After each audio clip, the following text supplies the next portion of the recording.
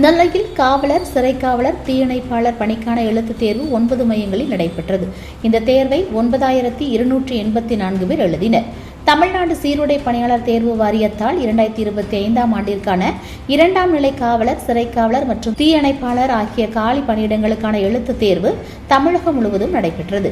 இதன் ஒரு பகுதியாக நெல்லை மாவட்டத்தில் BSN பொறியியல் கல்லூரி, புஷ்பலதா பள்ளி, ராணியண்ணா கல்லூரி உட்பட 9 தேர்வு மையங்களில் இந்த தேர்வு நடந்து வருகிறது.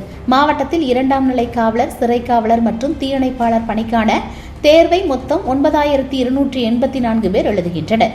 இதற்கான அனைத்து ஏற்பாடுகளும் மாவட்ட காவல் கண்காணிப்பாளர் சிலம்பரசன் தலைமையில் செயல்பட்டுள்ளன. தேர்வு மையங்களுக்கு காவல் உதவி ஆணையாளர்கள், துணை கண்காணிப்பாளர்கள் தலைமையில் 500க்கும் மேற்பட்ட காவல்துறையினர் பாதுகாப்பு பணியில் ஈடுபட்டு வருகின்றனர். தேர்வு எழுத வரும் விண்ணப்பதாரர்கள் காலை 8 மணி முதல் 9:30 மணி வரை மட்டுமே தேர்வு மையத்துக்குள் அனுமதிக்கப்பட்டனர்.